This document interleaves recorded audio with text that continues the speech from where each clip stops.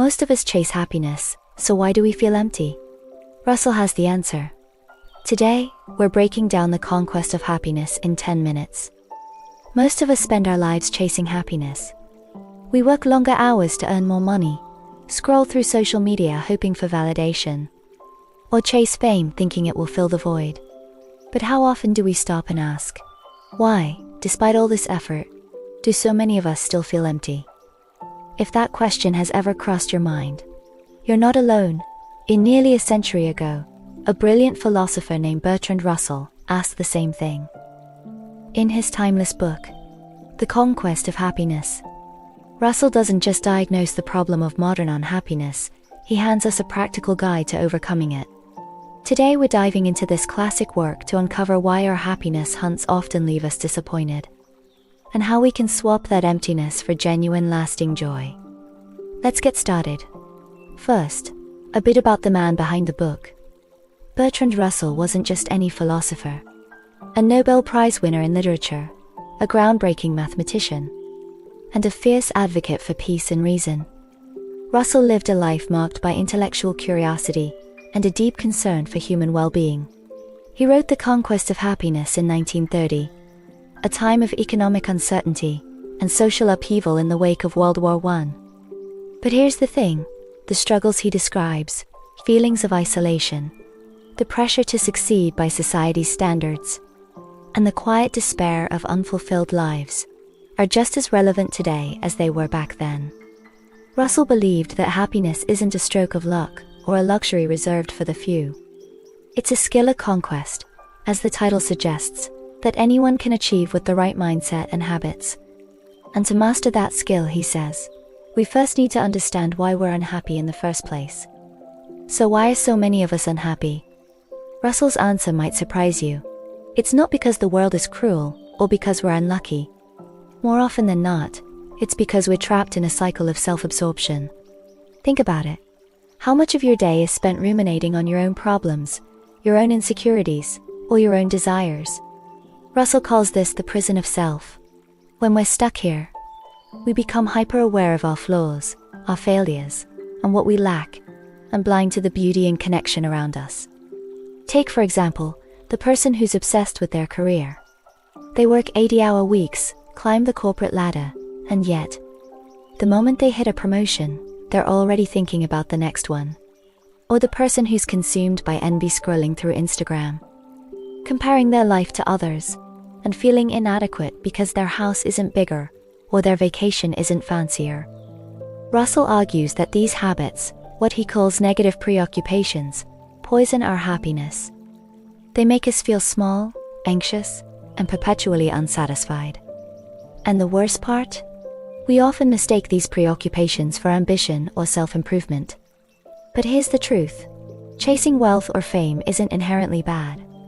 The problem arises when these become our only goals, when we prioritize them over the things that actually make us human. Connection, purpose, and joy in the present moment. Russell also points out a cruel contradiction in modern society. We've never had more tools to be happy, better healthcare, more leisure time, easier access to information, and yet, we're often less happy than our ancestors.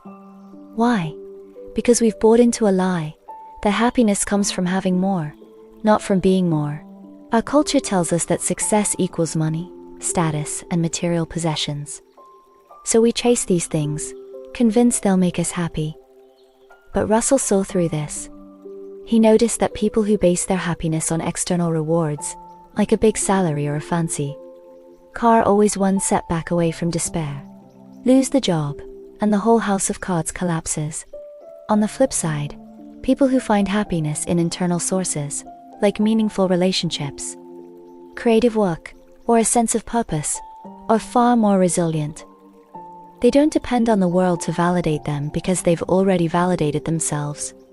Take, for instance, a teacher who loves their students. Their happiness doesn't come from a paycheck. It comes from seeing a child light up when they finally understand a concept, or a gardener who spends hours tending to their plants. Their joy isn't in the flowers themselves, but in the act of nurturing life. These people aren't focused on what they can get. They're focused on what they can give. And that, Russell says, is the key. So if self-absorption and chasing external rewards are the enemies of happiness, what's the cure? Russell offers a simple, yet powerful prescription. Swap self-focus for active, caring involvement with others. Let's break that down. First, he says we need to cultivate impersonal interests, hobbies, passions, or causes that take us outside of ourselves.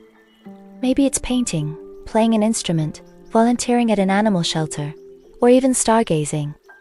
The point is to lose ourselves in something bigger than our own egos. When we're absorbed in an activity we love, we stop worrying about our problems and start experiencing flow, the state of being fully present, where time flies by. Russell himself was a passionate advocate for this. He loved mathematics, writing, and even gardening. These interests, he said, kept him grounded and gave him a sense of purpose beyond his own struggles. Second, Russell emphasizes the importance of warm, genuine relationships. Not superficial small talk or social media likes, but deep connections with people who care about us and whom we care about in return. He writes about the pleasure of mutual affection, the joy of sharing our lives with others, of laughing together, of supporting each other through hard times. Think about the last time you had a long, meaningful conversation with a friend or family member. How did that make you feel? Probably not empty, probably full, connected, alive. That's the happiness Russell is talking about. Third, we need to learn to handle envy and competition.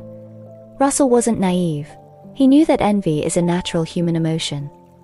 But he argued that we can choose not to let it control us.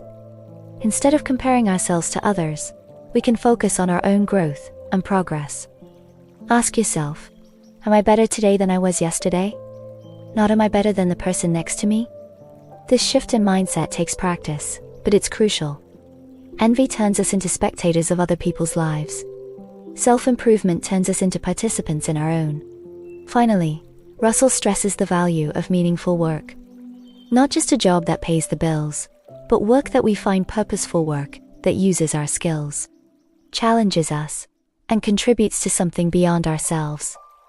This doesn't mean you have to quit your day job. It means finding ways to infuse your current work with meaning, or pursuing side projects that light you up.